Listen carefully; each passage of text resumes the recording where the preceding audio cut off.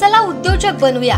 कोकणातील तरुण तरुणी महिलांसाठी लक्ष्मी ॲग्रो फार्म घेऊन आलेत व्यावसायिक बनण्याची सुवर्ण संधी। लक्ष्मी ॲग्रो फार्म व्यवसाय प्रशिक्षण केंद्र, कुक्कुटपालन, शेळीपालन, दुग्ध व्यवसायांसह महिलांकरिता विविध व्यवसाय प्रशिक्षण, 1 महिन्याचा प्रशिक्षण वर्ग, निसर्गरम्य जागेत व्यवसाय प्रशिक्षण केंद्र, केंद्र शासनाच्या मान्यतेचं मिळणार प्रमाणपत्र, एकाच छताखाली विविध व्यवसायांचं मिळणार प्रशिक्षण। चला तर मग आजच आपला प्रवेश निश्चित करूया।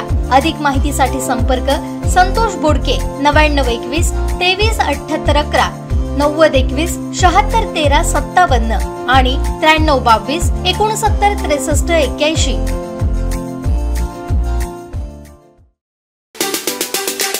माननीय अमित शाह आणि माननीय देवेंद्र फडणवीस या तिघांनी मला उमेदवारी दिली आणि मला विजयाला तिन्ही कारणीभूत आहेत, म्हणून त्यांचे मी आभार मानतो, त्यांना धन्यवाद देतो।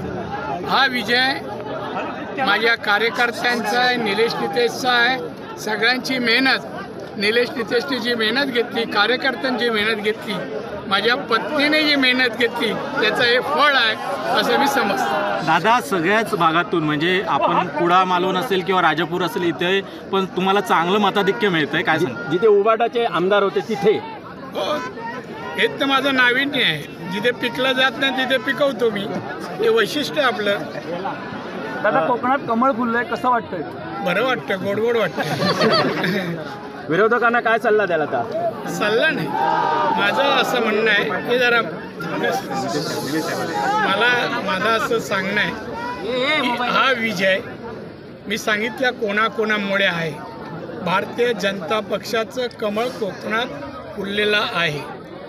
ज्याने अपशगुन केला त्यानं मला सांगायचं वाटतं, अब की बार आने वाले चुनाव में मेरी बारी है। दादा, दीपक केसरकर असतील किंवा उदय सामंत असतील यांच्या मतदारसंघात तुम्हाला चांगलं लीड मिळतंय, त्यांना धन्यवाद देतो। दीपक केसरकर 1 नंबरला आहे, हा उदयही आहे, तर या दोघांनी माझ्यासाठी मेहनत घेतली, परिश्रम, त्या विजयामध्ये त्यांचा सिंहाचा वाटा। आता मुंबई महापालिका निश्चित मिळणार, जिल्हा परिषद आहे, पंचायत समिती आहे, मुंबई सगळं मिळणार। कोकण जिथे तिथे सर्व काय। राणे साहेब, तुमच्या रूपाने कोकणाला 39 वर्षानंतर कमळ फुललेलं आहे, तुमच्या रूपाने 39 वर्षानंतर। 39 वर्ष खतपाणी घालत होतो, त्यामुळे 39 वर्षानंतर आलं कमळ। दादा, ठाकरेंचे दोन्ही उमेदवार ठाकरेच्या दोन्ही उमेदवारांचं पानिपत झालेलं आहे, दोन्ही उमेदवार मोठ्या फरकाने पराभूत झालेले आहेत। एवढं चांगल्या क्षणी हे नाव का घेता? नको घेऊ, ते कुठे लंडन बिंडनला आहे, तिथे हवा खाऊ दे ना, आणि म्हणून सांगितलं आता मेरी बारी आहे। ज्यांचं नाव घेतलं ना त्याचं कोकणात नामनिशाणा नाही ठेवणार। दादा, जल्लोष कसा असेल इथून सिंधुदुर्गापर्यंत? मी झलक पाहत आहे, त्या झलकेप्रमाणे तुम्हाला दिसेल।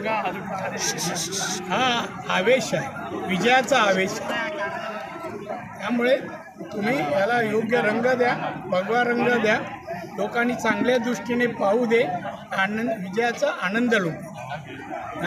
आणि त्यानंतर 5 वर्ष सिंधुदुर्ग असो रत्नागिरी असो, लोकांनी मला मतदान भरभरून दिलं आहे। दोन्ही जिल्ह्यातल्या सर्वसामान्य जनतेने प्रेमही केलं, मतही दिलं, त्यांना मला विकास दाखवायचे, त्यांची सेवा आणि विकास मला करायचे। सर, एकूणच मिळालेल्या मताधिक्याबद्दल काय सांगाल? काय सांगू, चांगली गोष्ट आहे। मी समाधानी आहे, आनंदी आहे, म्हणून तर मी लोकांना श्रेय देतो, सगळ्यांना श्रेय देतो ना। आणि म्हणून जे सांगत होते त्यांना वाटते कोकण म्हणजे आमचं काय, ते कोणाचं काय, ते मी सिद्ध केलं। तुम्ही सकाळीच मतदान केंद्रावर हजर होता, मात्र विरोधक पहिल्यापासूनच नव्हते। विरोधकांना मी ज्या वाटेने जातो, रस्त्याने जातो, ते माझ्या विरुद्ध फिरकत पण ते आज प्रत्यय आला तुम्हाला, आता रिपीट करून वारंवार बातम्या दाखव। थँक्यू दादा। आमचे दिवसभरातले सर्व अपडेट्स, ताज्या घडामोडी आणि थेट लाईव्ह पाहण्यासाठी सबस्क्राईब करा, लाईक करा कोकणचं नंबर 1 महा चॅनल कोकण 7 लाईव्हचं YouTube चॅनल।